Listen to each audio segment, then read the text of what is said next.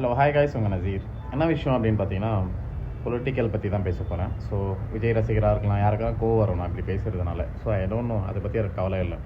என்ன விஷயம் அப்படின்னு பார்த்தீங்கன்னா, ஸோ அது ஏடிஎம்கே இருக்கட்டும், டிஎம்கேவாக இருக்கட்டும், ஆட்சியில் யார் வேணா இருக்கட்டும், ஸோ ஒரு தவறு நடக்கும்போது ஸோ அது வந்து நிர்வாகம் பொறுப்பு அல்ல.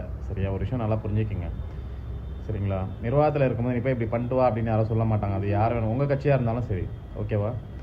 ஸோ அதனால் ஒரு விஷயம் நடந்திருக்கு. அவர் இறந்துட்டார், விஜய் அஜித் அப்படின்றவர். ஸோ ஒன்றும் பண்ண முடியாது. அவங்களுக்கு என்ன தண்டனையோ அவங்களுக்கு என்ன தண்டனையோ அது வாங்கி தருவாங்க அரசாங்கம் மூலியமாக. ஸோ அது எல்லாமே வந்து அவங்க இறந்ததுக்கு அவங்க வீட்டில் அரசாங்கம் வேலை என்ன பண்ணணுமோ கவர்மெண்ட் சம்மந்தமாக அது பண்ணிட்டாங்க. சரியா?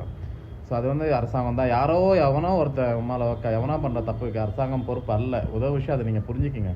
அதே நீங்கள் அடுத்த வருஷம் ஆட்சியில் வந்து அது நடந்தாலும் உங்கள் மேலே தவறு தான் சொல்லுவாங்க மக்கள். அதை நீங்கள் மாற்றிக்கிங்க தயவு செய்து. சரியா? நிர்வாகம் பொறுப்பு அல்ல, அதுக்கு ஸ்டாலின் பொறுப்பு அல்ல. Okay, you know understand. படித்தவன் தானே நீ.